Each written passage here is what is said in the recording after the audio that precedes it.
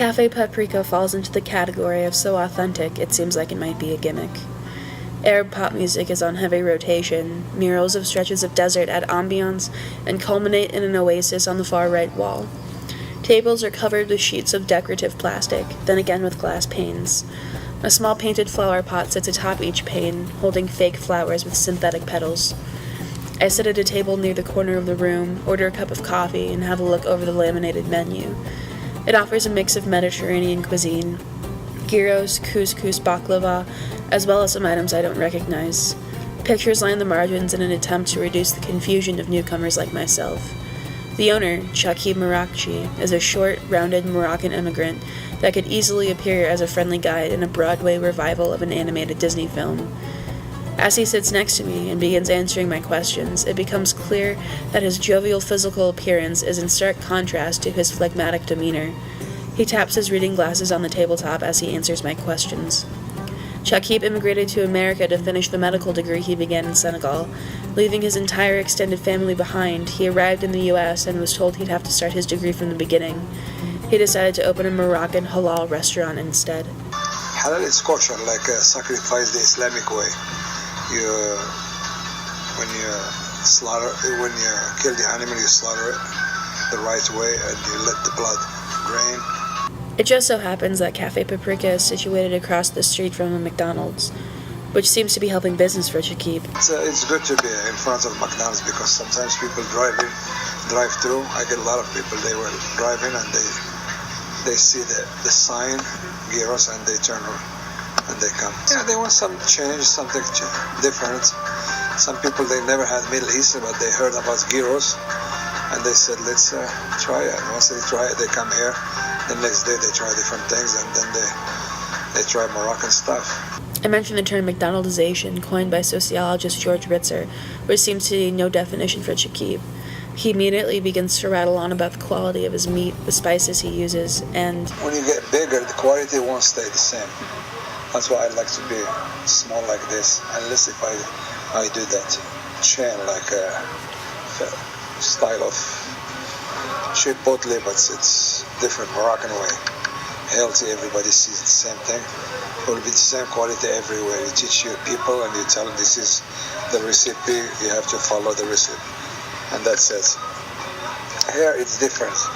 With small place like this, I like to sit down and visit with people when I have time and explain to them about Morocco, about the food. They ask questions about it. Chakib explains the connections he has with his customers, his regulars in the community he's become a part of. I have a couple. They've been coming for the last 16 years, every Monday. Every Monday. People, they know even my kid's name and my family, and they come from the door. Hi, how are you? How is Nori? How is Nadia? How is this? Until now. With impeccable timing, a regular and what seems to be a close family friend of Chakib walks in and smiles in our direction. The two men greet each other in Arabic, and the man shoots an inquisitive look at me before he disappears into the kitchen, where I can hear him begin a buoyant conversation with the cook. We discuss business matters a bit further, the demographics of his customers, where he finds his meats, until something in the corner of the room catches my eye. Above the window separating the kitchen from the dining room hangs a gilded page of the Quran.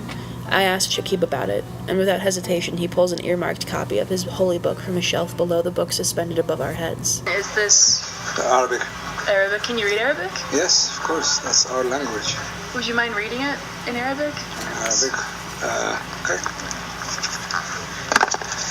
الله لا إله إلا هو الحي القيوم لا تأخذه سنة ولا نوم له ما في السماوات وما في الأرض من ذا الذي يشفع عنده إلا بإذنه يعلم ما بين أيديهم وما خلفهم ولا يحيطون بشيء من علمه إلا بما شاء وسع كرسيه السماوات والأرض ولا يؤوده حفظهما وهو العلي العظيم. This launches us into a conversation about Islam and Christianity. All the prophets, we believe in all the prophets. Jesus is our prophet. Muhammad is the last messenger. It's not like one better than the other. We all there's a verse in the Quran He prompts me to read from the Quran, the passage showing his point. We make no difference between any of his apostles, and they say we hear and obey our Lord. As we talk, Shakib becomes more comfortable. He squares his shoulders in my direction and looks me dead in the eye. I'm very proud of my culture and my food and my religion also. I don't hide like some people, they hide it, afraid to say I am Muslim or my name is Muhammad, they change it to Mo or something. No, I am very proud of it and I'm not afraid from anybody. It then becomes clear to me just what non-McDonaldized means. Not only is this place not one of many, inimitable by its nature, but it's an extension of Shakib himself. It's a testament of his path through life, his identity. After our interview ends, Shakib smiles and excuses himself from the table, leaving me to finish my coffee. He heads back to the kitchen, and as I walk out the front door, I see him beaming, his arm draped over the shoulders of the man who entered minutes before, chatting in their language, laughing like children.